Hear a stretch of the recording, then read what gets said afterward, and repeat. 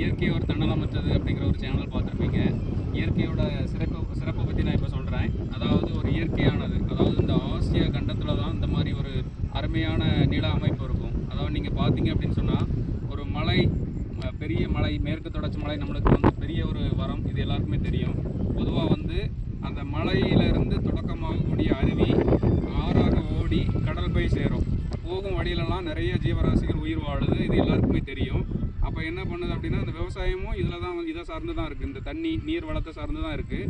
இது கடல் போய் சேருது. இது போகும்போது நிறைய பேருக்கு உணவை வந்து உணவு தேவைகள், வாழ்வாதாரம் எல்லாத்தையும் வந்து பூர்த்தி செய்துகிட்டே தான் கடலுக்கு போகுது. அதாவது எழில் பொழில் தாகம் தன்னை தீர்த்து கடல் போய் சேருது இந்த வெள்ளமானது, அதாவது இந்த நீரானது. இந்த நீரோட மதிப்பு நம்ம வந்து கண்டிப்பாக அறிஞ்சிருக்கணும். அதே மாதிரி நம்ம south India, we are blessed to be in south India. So இங்கே பார்த்தீங்கன்னா மேற்கு தொடர்ச்சி மலை, அதாவது கன்னியாகுமரியிலேருந்து குஜராத் வர மேற்கு தொடர்ச்சி மலை இருக்குது. ஸோ இங்கே எண்ணற்ற உயிரினங்கள் வந்து உயிர் வாழுது. இது நம்ம எல்லாருக்குமே தெரியும். இது வந்து நம்மளுக்கு கிடைச்ச ஒரு வரப்பிரசாதம். ஸோ எப்போவுமே எக்கோ ஃப்ரெண்ட்லியாக இருங்க.